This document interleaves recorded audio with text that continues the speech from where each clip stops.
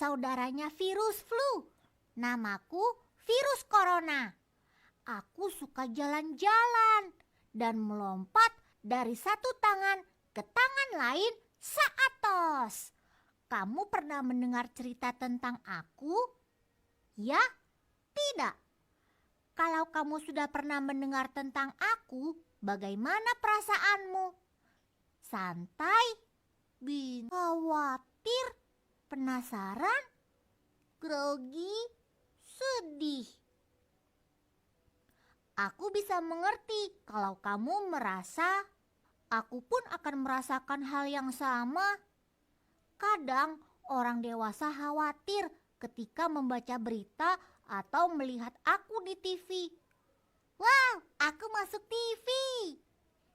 Nah, aku akan bercerita tentang aku. Ketika aku datang, aku akan membuat demam, sesak nafas, dan batuk. Tapi aku tidak akan berlama-lama di dalam tubuh manusia. Seperti kalau kamu lecet di lutut atau siku. Dadah!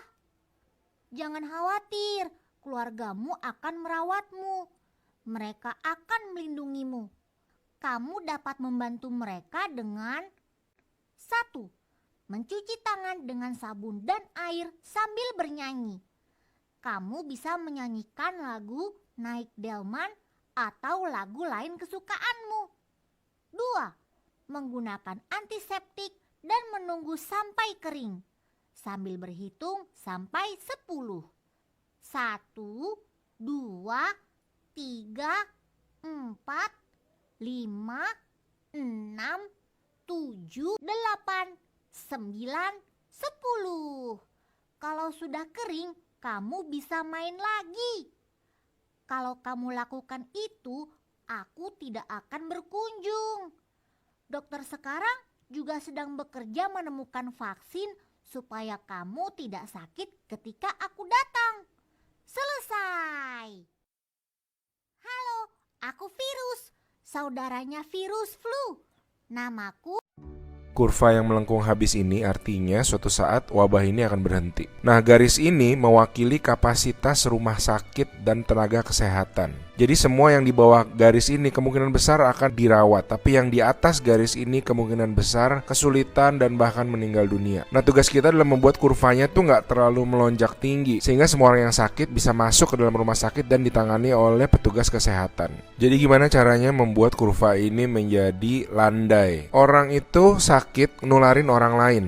Nah, orang yang sudah sembuh, tubuhnya jadi punya imunitas, sehingga kemungkinan dia tertular lagi itu kecil atau hampir nggak ada. Sehingga caranya sebuah wabah apapun itu dari zaman dulu berhenti adalah ketika cukup banyak orang kena virusnya, lalu menjadi imun sehingga virusnya nggak bisa punya orang untuk ditularin lagi. Nah, kenapa selama ini kita perlu banget namanya social distancing atau ngejauhin diri? Animasi ini bagus banget. Ini contoh kalau semua orang bergerak bebas seperti biasa, nggak ada pikiran, semua tetap pergi konser, pergi jalan-jalan. Ini akan terjadi. Satu orang akan menularkan semua orang berbarengan, dan itu yang berbahaya. Seperti tadi kita ngelihat kurvanya ya. Pada akhirnya akan lewat dan pada akhirnya semua orang akan sembuh. Tapi karena kurvanya tinggi, banyak orang akan mati dalam prosesnya. Nah, yang terjadi di Cina dengan adanya lockdown, ditutup, membuat orang tidak sakit sekaligus berbarengan. Jadi kurvanya lebih landai kalau kalian lihat, sehingga memberi waktu untuk orang-orang menjadi sembuh dan akhirnya bisa melandaikan kurva. Nah, sekarang kita lihat kalau kita lakukan namanya social distancing, yaitu kalau nggak harus banget nggak usah pergi keluar, kalau nggak penting-penting banget nggak usah ketemu temen, nggak usah ada social function, semuanya ditunda dulu. Kita lihat apa yang terjadi.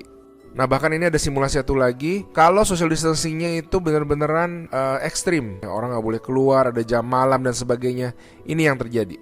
Kita lihat beda banget kan. Jadi ada orang yang akan tetap sakit, tapi mereka bisa masuk rumah sakit dan dirawat. Jadi teman-teman, please do your social distancing, stay at home, work from home, anywhere you can. Ada orang-orang yang nggak bisa, saya mengerti, tapi sebisa mungkin lakukanlah semuanya itu. A good way of doing it is to imagine that you do have the virus, yeah, and change your behavior so that you're not transmitting it.